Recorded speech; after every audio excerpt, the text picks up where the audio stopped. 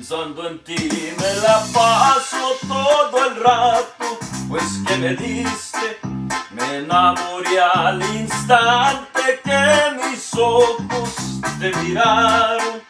Esa boquita dulce se me antoja siempre para estarla besando. La madre naturaleza se lució con tu belleza, qué chulada de princesa. No más te veo venir, luego el pecho se me aprieta.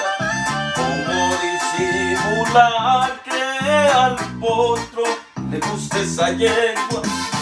¿Quién iba a pensarlo? Que algún día me iban a poner en freno.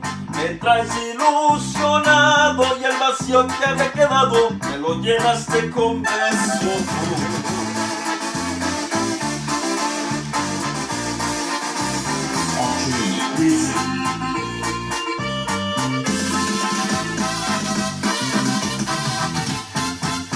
Siempre estás para alegrarme y para sacarme la sonrisa.